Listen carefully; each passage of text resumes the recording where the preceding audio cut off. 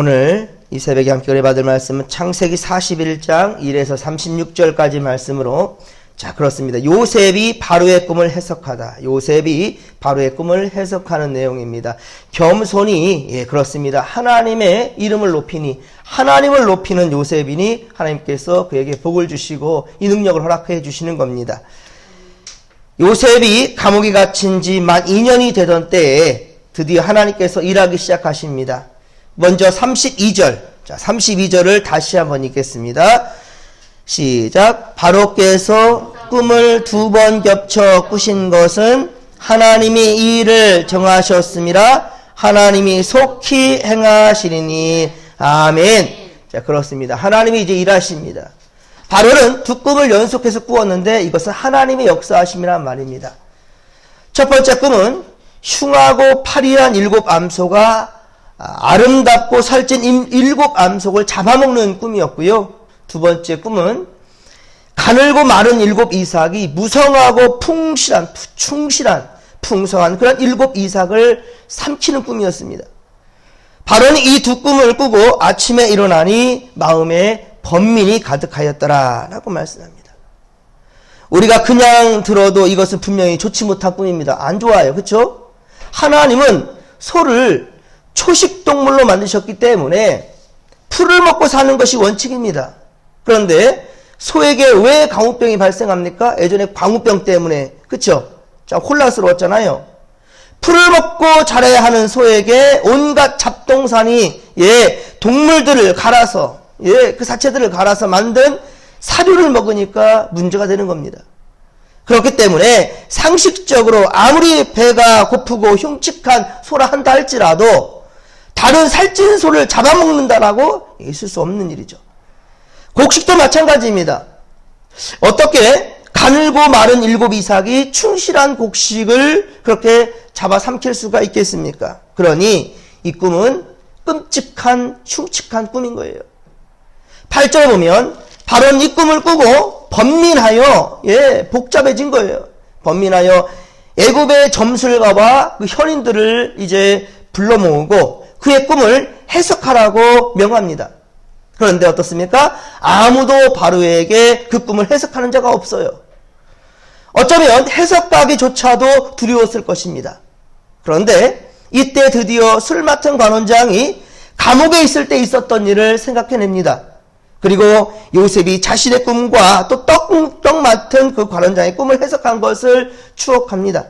그러면서 정말 그 해석대로 자신은 복직되고 그는 달려 죽었다라고.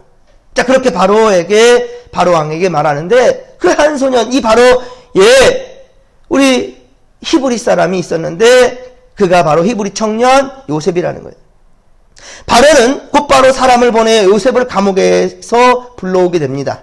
자, 이때 요셉은 어떻게 합니까? 우리 14절 말씀을 보면, 하반절 보면 요셉이 곧 수염을 깎고 그의 옷을 갈아입고 바로에게 달려가니 라고 되어 있죠. 여러분 예수를 믿는 정말 여러분 성도로서, 특히 우리 진목교회 성도들로서 세상 사람들 앞에 언제나 예를 갖추시기 바랍니다. 그런데 이 요셉은 단순히 왕 앞에 가기 때문에 예를 갖춘 것만 아니었습니다. 하나님의 거룩한 말씀을, 하나님의 뜻을 받들고 가기 때문에 몸과 마음을 겸비한 거예요. 항상 말씀드리지만 비싸고 이쁜 옷 입으라는 거 아니에요.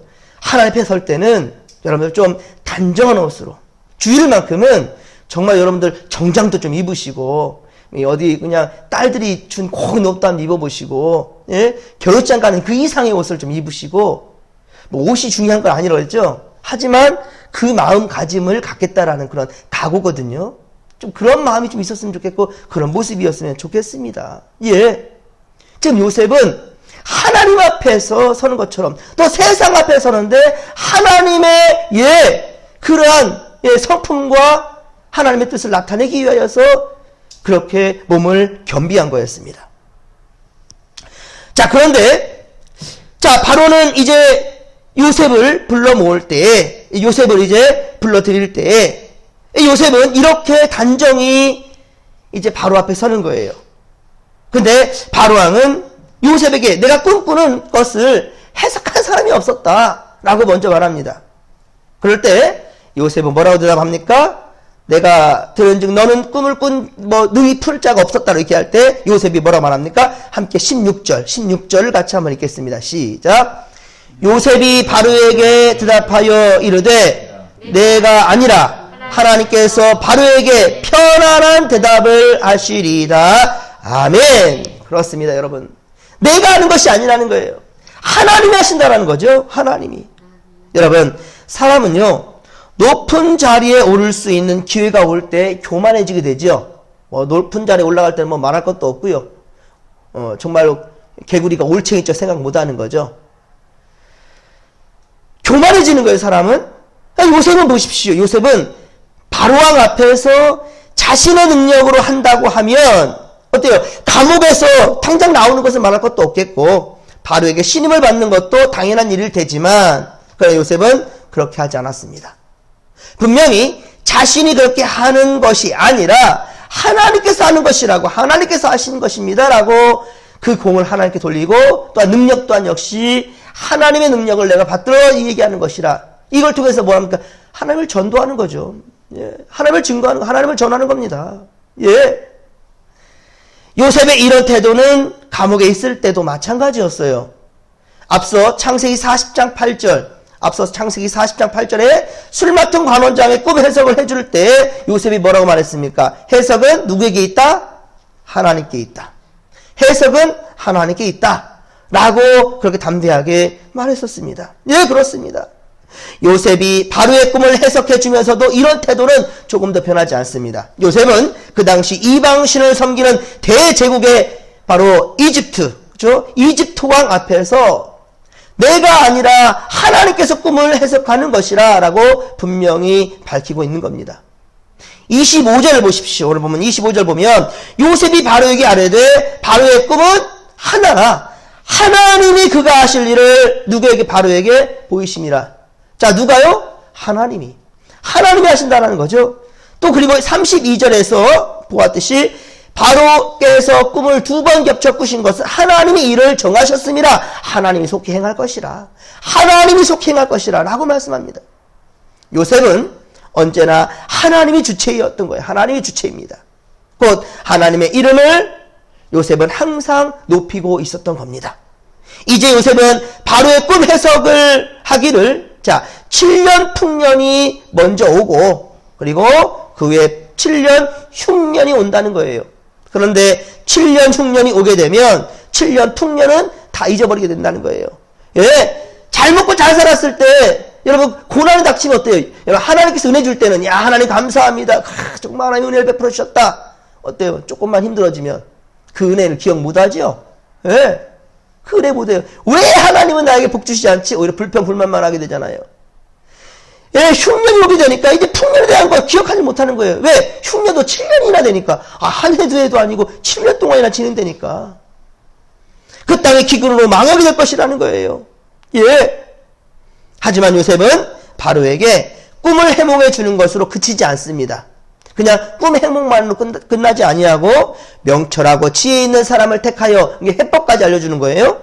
명철하고 지혜 있는 사람을 택하라 라는 거예요. 명철 있고 지혜 있는 사람을 택해서 7년 풍년이 들었을 때 애굽 땅의 5분의 1의 곡식을 거두어서 저장을 하여 흉년을 대비하라 라는 거예요. 예, 그렇습니다. 요셉은 바로의 꿈을 해몽하는 과정 속에서 또한 그것에 대한 해결책을 제시하는 데 있어서도 대가를 바라지도 않을 뿐더러 전혀 자신을 드러내지도 않습니다. 오히려 이러한 겸손 때문에 나중에 애굽의 총리까지 오를 수 있게 되는 거예요. 지금도 자기가 하겠다는 게 아니에요. 예, 지혜 있고 명철 있는 사람을 택하라는 거예요. 33절 보면, 그쵸? 이제 바로께서는 명철 있고 지혜 있는 사람을 택해서 이 땅을 잘 다스리려고, 이게 왕에게 정말 도움되는 그런 사람을 이렇게 뽑아야 된다는 거예요. 세워야 된다는 거예요. 예. 그러니 이런 겸손이 자기를 나타내려 하지 아니하고 오히려 하나님의 영광을 나타내고 하나님께 답해 주실 것이고 라는 말을 하는 이가 곧 나중에 애굽의 총리까지 오르게 되는 겁니다. 그렇습니다. 여러분, 오직 하나님의 이름만을 겸손히 드러내고 있으니 이런 요셉을 하나님께서 높이시지 아니하면 누굴 높이시겠습니까? 하나님께서는 자신의 이름을 높이는 그 사람을 높이는 것은 당연한 것이지요. 그런데 우리가 하나님의 이름을 높이기 위해서 가장 먼저 해야 될 일이 있는데 그것은 하나님께 우리의 시선을 고정하는 겁니다. 하나님께 우리의 시선을 고정시키는 거예요. 가끔씩 운전을 하다 보면 가야 할 곳을 지나칠 때가 있죠. 엉뚱한 곳을 갈 때도 있습니다. 정말 길을 몰라서 그런 경우도 있을 수도 있겠지만은 내비가 요즘은 잘 알려주는데도요. 옆에 있는 사람과 이야기를 한다든지 엉뚱한 생각을 하다 보면 자칫 딴 생각을 하다 보면은 그냥 놓쳐버릴 때가 있다는 거예요. 우리가 하나님께 시선과 생각을 고정시키지 아니하면 여러분 나도 모르게 엉뚱한 곳으로 우리의 마음을 빼앗기고 우리의 시선을 정말 돌이킬 수 없는 상황에 처할 수도 있단 말입니다. 그러나 요셉은 고난 가운데서 있을 때에도 항상 하나님을 향한 시선을 고정시켰다는 거예요.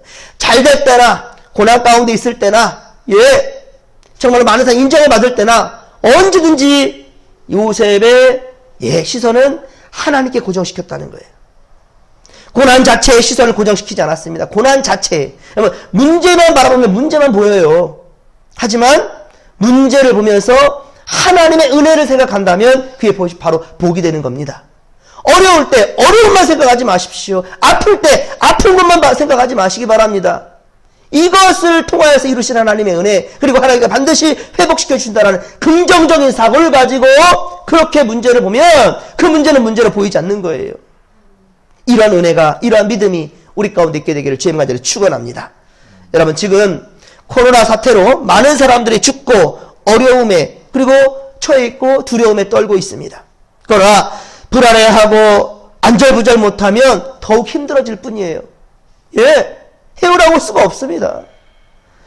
방역에 최선을 다하면서 긍정적으로 생각하고 특히 믿음으로 살아내면 반드시 극복해낼 수 있을 것입니다. 요즘 날씨가 얼마나 덥습니까? 이제 정말 계속해서 더워지고 우리나라가 이제 아열대 지역으로 가고 있고요. 이제 저기 바나나도 열대 과일들도 우리나라에 이제 심으면 잘 자란대요. 어제 뉴스에 보니까 그러더라고. 이렇게 우리나라도 많이 더워지고 있습니다. 하지만 날씨가 더운 것만의 생각이 고정되어 있다 한다면 어때요 여러분? 모든 것이 힘들고 짜증이 납니다. 불쾌지수가 높아진다, 점점 높아지지요. 누가 건드리면 바로 그냥 분노가 막 치밀어 오르는 신경질적이 되는 거예요. 모든 것에 무엇을 하든지 날씨 탓을 하고 세상 탓을 하며 불평불만이 있을 수밖에 없는 거예요. 그 환경에만 그렇게 매여 있으면 큰단 말이에요. 요셉은 왕의 죄수들이 갇히는 감옥에 억울한 누명을 쓰고 그렇게 감금되어 있었습니다. 그런데 요셉의 말이나 태도를 한번 여러분들 보셨습니까? 불평불만이 없어요. 전혀 분노가 서려 있지 않습니다. 왜냐하면 이유가 있습니다. 자신과 함께 항상 함께 하시는 하나님을 신뢰했기 때문입니다. 누가 함께 하셨다고요? 하나님이 함께 하셨기 때문이에요. 오늘 새벽에도 100번 1000번 기도하십시오. 하나님 나와 함께하여 주옵소서. 그럼 요셉처럼 됩니다. 요셉처럼 형통하게 됩니다. 요셉처럼 능력 있게 됩니다. 여러분들 할 수 있습니다. 믿는 자에게 눈치 못할 일 없다고 그랬지. 믿을까 말까 양다리 걸치고 있고 의심 가득하고 근심 걱정 가득하고 말씀 받을 때는 아멘이지만 문 열고 나가면 근심 걱정에 매여있는 그런 사람 하나님 복 주시겠습니까? 아니에요. 여러분들 기도하십시오. 항상 주여 나와 함께하여 주옵소서. 하나님 나와 함께하는 만큼 저분과도 함께하여 주시고 불신 내 이웃과 함께하시고 내 가족 아무개 정말 지금도 예수를 믿지 못하고 예수 믿게 하여 주옵소서. 함께하여 주옵소서. 오늘도 함께하여서 저 입에서 하나님이 살아계시네?